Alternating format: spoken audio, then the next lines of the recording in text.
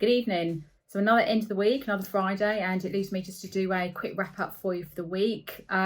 Every week is merging into one, so it's very difficult sometimes to distinguish what's ended last week and what's begun this week. But certainly this week, we've heard a lot more about post-pandemic and post-pandemic traveller, starting to think about what could that look like. So from a business perspective, what are those things that you're all going to start to need to think about? And I would just urge you all to give that some thought.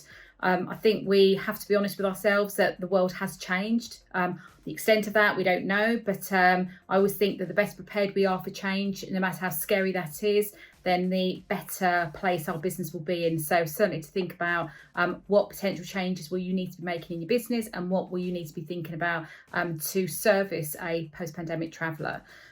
We've heard also from some of the airports. I saw a report earlier this week about what we could start to expect. These are all just perspectives at the minute around longer check-in times, pre-medical screening. So again, nothing right now that we know of, but all just some thoughts that perspectives that everyone is really starting to pull together. So it's important that we take stock of this and we start to consider the impact of our business and what changes we are going to have to consider. I think the other thing yesterday, Boris in his PM announcement did talk about measures next week that he's expecting to announce. So whether that's on the release of the relaxation of lockdown, so let's wait to see. But he did hint about tourism. There was a comment about tourism. What that means, again, don't know. Was he referring to inbound or outbound? Again, that's always open to interpretation. We don't know at this stage, but I do think next week we will start to hear a bit more around the relaxation measures. And what we can expect in terms of timescales about trying to get back to some sort of normality. Clearly, we're a long way from that right now, but we do need to plan. No matter how tough that is, we do need to start planning. We've been really active and hopefully our members have seen that, but we have been active within the industry and will continue to be. I think it's really important that we are visible and that we are engaged. Difficult for every business at the minute. We don't have every member of staff working, but I'm committed to make sure that we can at least keep delivering a service to our members, whether that's dealing with the airlines, the operators, supporting our TMCs and our leisure agents. We have a team that are here to support you, so please make sure you use us. We're keeping information as up to date as possible, but obviously everything is changing so quickly, so please bear with us if you're it's taking a bit longer to get back to you, but we are continuing to commit to being here and being supportive, and in particular remaining very visible and engaging with all the relevant industry collaborators that we need to collaborate with right now. So that's it from me. As I just wanted to wrap up the week. But before I do go, I just wanted to remind you of the consumer poll that we're running. It's part of our Bucket List Reboot campaign. We've had over 3,000 entries. Now that's higher than Wanderlust campaign that was running recently. Phenomenal, and thank you to all our members that have been pushing that out amongst your database. The poll ends on Sunday, and we've got a great regional spread. So I promise that we'll share those results and we'll start to use that to collect some really great data and be able to put some activity in place. So talk about bucket list. So what I have been thinking about is actually what's on my bucket list. Everyone's talking about it and sometimes we forget about ourselves. So number one for me will be to go back to my roots and where both my parents are from, and just bring the family out there and explore Sicily, somewhere that I've not been for about 15 years, but obviously it's part of who I am, and would love my family to explore and meet what relatives we have out there. So number one will certainly be on my bucket list moving forward.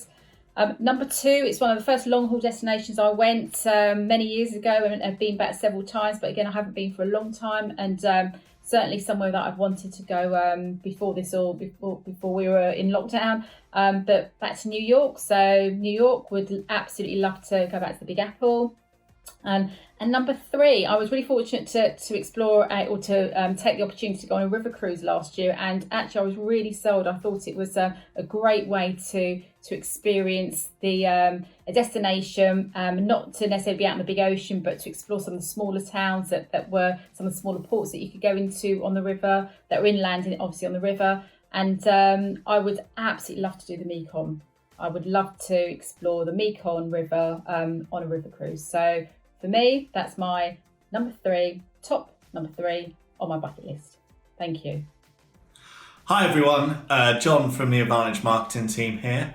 Hope you're all doing well. As you can see, I'm sat here in my isolation station in South London, trying to cope the best I can, as I'm sure you are.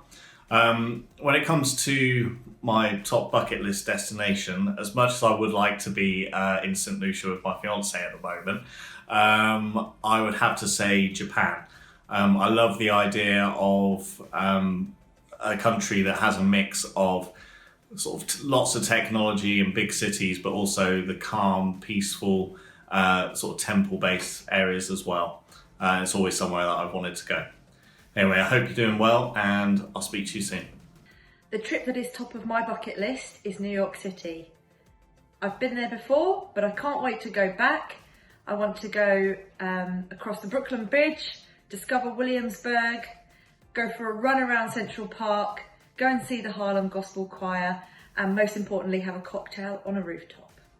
The bucket list destination that I can't wait to get back to is Australia. Spending a bit of time with a road trip down the East Coast and finishing up in Sydney, having drinks at the Opera Bar at Sydney Opera House and catching the ferry across the water will just be amazing. Most importantly, I can't wait to be at the beach, and specifically Bondi Beach, experiencing that Aussie beach lifestyle, seeing the surfers, enjoying the sun, and of course the wine and the cocktails. See you soon, Sydney. Top of my bucket list would definitely be Orlando. Yeah, 100%. Kids are at perfect age to enjoy Orlando. So to see their faces in Disney, Universal Lines of Adventure, Discovery's Cove, etc., that would be amazing. And then get a cabaret drive down the south coast, obviously in the cabaret so I can't hear the kids in the back, to Fort Lauderdale, and obviously a more relaxing side of it, just enjoy the sights of Fort Lauderdale, aka Little Venice. One of those evenings, love to enjoy a nice meal at Cheesecake Factory, which is amazing, followed by some nice gin and tonics. So yeah, cheers, take care, and see you soon.